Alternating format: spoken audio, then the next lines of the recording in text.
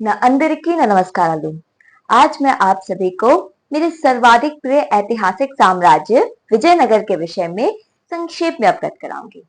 विजयनगर साम्राज्य की स्थापना सन 1336 में दो भाइयों हरिहरा एवं बुक्का राय द्वारा की गई थी।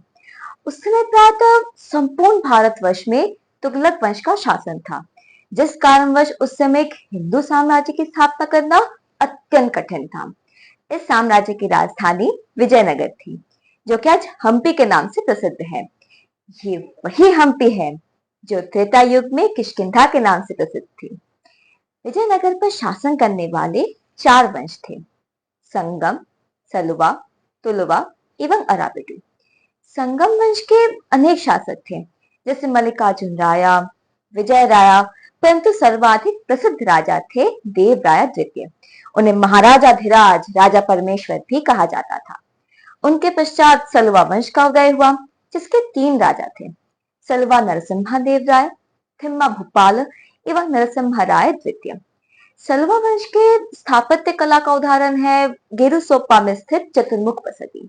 उनके पश्चात तुलवा वंश का उदय हुआ, जिसके प्रमुख राजा थे महाराज कृष्णदेव राय जी, जिन्होंने 1509 से 1530 ईस्वी तक शासन किया था।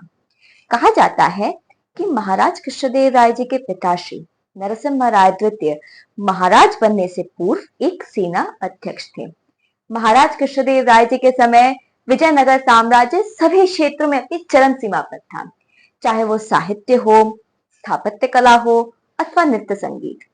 अनेक विदेशी अतिथियों के साथ साथ मुगल वंश के स्थापक बाबर ने भी अपनी आत्मकथा में महाराज के पराक्रम की प्रशंसा की थी। महाराज के काल में हुए स्थापत्य कला के उदाहरण है विरूपाक्ष मंदिर का गोपुरम, विजय विठल मंदिर, पंपापति मंदिर आदि। महाराज के राजनीतिक योगदानों के साथ साथ राज्य की महिलाओं के उत्थान में उनका योगदान अविस्मरणीय है। इन सभी के अतिरिक्त महाराज अत्यंत ही कला प्रेमी थे। उनके शासनकाल को तेलुगु साहित्य का स्वर्णिम युग कहा जाता था। वह स्वयं तेलुगु भाषा में लिखित अमुक्त मर्यादा नामक कविता के साथ साथ संस्कृत रचनाओं जैसे जाम्बवती कल्याणम के लिए प्रसिद्ध थे। उनके दरबार में अष्टदिग्गज भी सम्मिलित थे, जो कि साहित्य सभा के 8 स्तंभ माने जाते थे, जैसे नंदी थिम्बन्ना, धुरजती, राम राजा भूषणडू।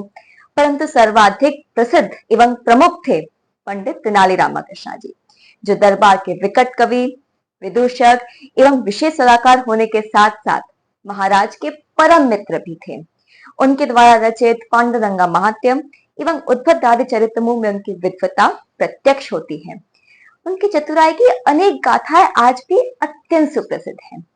महाराज कृष्णदेव राय जी स्वयं युद्धों का नेतृत्व करते थे एवं उनके द्वारा नेतृत्व किए गए युद्धों में प्रमुख था सन 1520 में घटित रायचूर का युद्ध, जिसमें उन्होंने बीजापुर सल्तनत को परास्त किया था। उनके पश्चात उनके अनुज अच्युत देवराय शासक बने, परंतु वे अपने भ्राता की भांति उतने सक्षम नहीं थे, जिस कारणवश उनके ही शासनकाल में बहमनियों के आक्रमणों के कारण विजयनगर साम्राज्य का पतन आरंभ हो गया।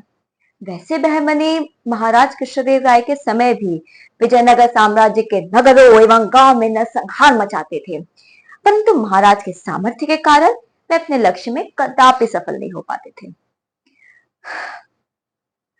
उनकी निर्दयता एवं निष्ठुरता सन 1565 में घटित तालीकोटा के युद्ध में प्रतिबिंबित हुआ था, जहां बीजापुर, अहमदनगर, गोलकोंडा, बेरा एवं बीदर के संयुक्त सेनाओं ने सम्मिलित होकर विजयनगर साम्राज्य के प्रताप को नष्ट कर दिया था। इन सभी के अतिरिक्त उन्होंने 5 माह तक स्वर्ण एवं हीरा, पन्ना, माणिक्यम जैसे बहुमूल्य पाषाणों से जड़ित विजयनगर राज्य को भी दग्ध किया था। इन सभी के पश्चात भी अराविडु वंश ने अनेक वर्षों तक विजयनगर साम्राज्य पर शासन किया, जब तक सन 1646 के विरुचिपुरम के युद्ध में विजयनगर साम्राज्य का अस्तित्व संपूर्णतः समाप्त नहीं हो गया।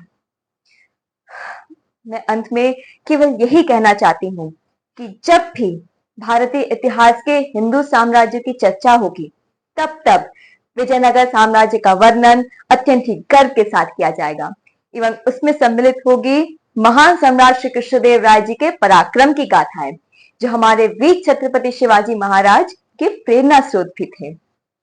धन्यवाद।